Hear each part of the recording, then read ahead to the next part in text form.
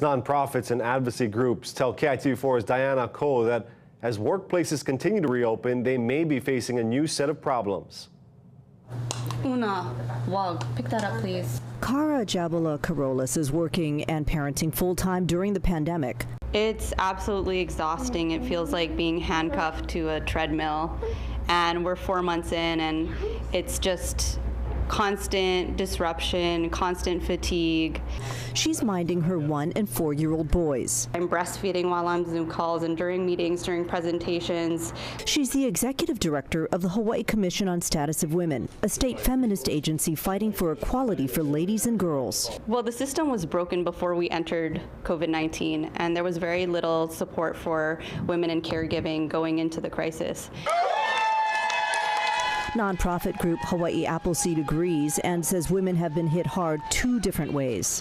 They're almost 2/3 of those in the frontline industries, like working at grocery stores, working in the healthcare system.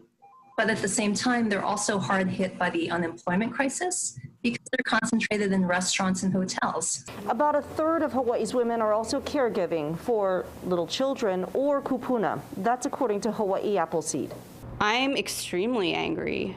I feel like we're not being taken seriously, that women are not being taken seriously, and all of the labor that we do in the home is not being taken seriously, because if it was, we would be supported.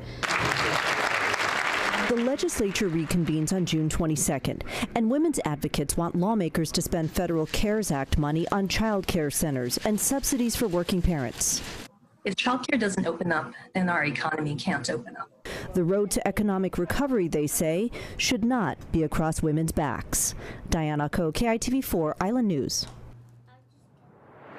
And we asked you on social media what you think. 71% of respondents said they feel women are carrying a heavier load, while 29% said no.